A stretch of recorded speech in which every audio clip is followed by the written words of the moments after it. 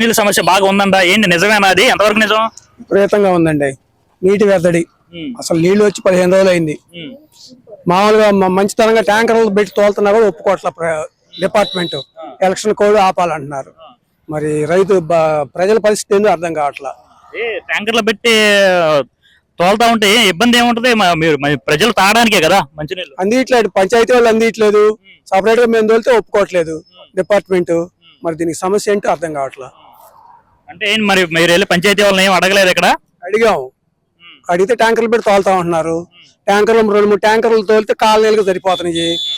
ఊరు పెద్ద ఊరు కదా, మరి 2 ట్యాంకర్ల సమస్య తీరట్లేదు అని చెప్పి మా లోకల్లో మేము మా క్యాండిడేట్ని పెట్టి నీళ్లు వస్తే తోలుతుంటే వాళ్ళు ఒప్పుకోవట్లేదు. ఇక్కడ సచివాలయం సిబ్బంది ఏమి మాట్లాడతారు అయితే? ఇక్కడ సచివాలయాలకు లేదు, అధికారం ఎత్తేసారుగా. సచివాలయంలో పంచాయతీ చేయాల్సిందే, ఎండిఓ పంచాయతీ చేసేది ఏమి లేదు వాళ్ళు.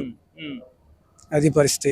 అయితే మీకు ఇక్కడ వాటర్ సమస్య అనేది బాగా ఎక్కువగా ఉంది ఇక్కడ. విపరీతంగా 15 రోజులు అయింది పంపులు పంచాయతీ ట్యాప్లు వదిలి.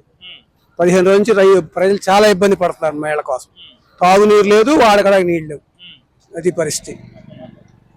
అయితే మరి ఇక్కడ ఈ గుంటూరు పార్లమెంట్ లో ఈసారి పెమ్మసాని గారు ఉమ్మడి అభ్యర్థిగా పోటీ చేస్తున్నారు. మరి ఇక్కడ మరి ఆయన గెలుపు ఎలా ఉండబోతుంది? ఇక్కడ డ్యామ్ షూరుకు గెలుస్తారు.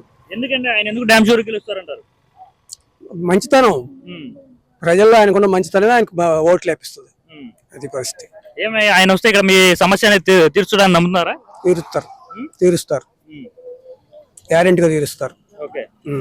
గెలుపు అయితే ఈసారి పెమ్మసాని గారిదేనా? 100% పెమ్మసాని గారిదే. ఎంత మెజారిటీతో గెలుస్తారు బాబు?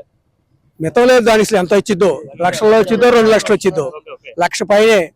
అది పరిస్థితి. ఓకే.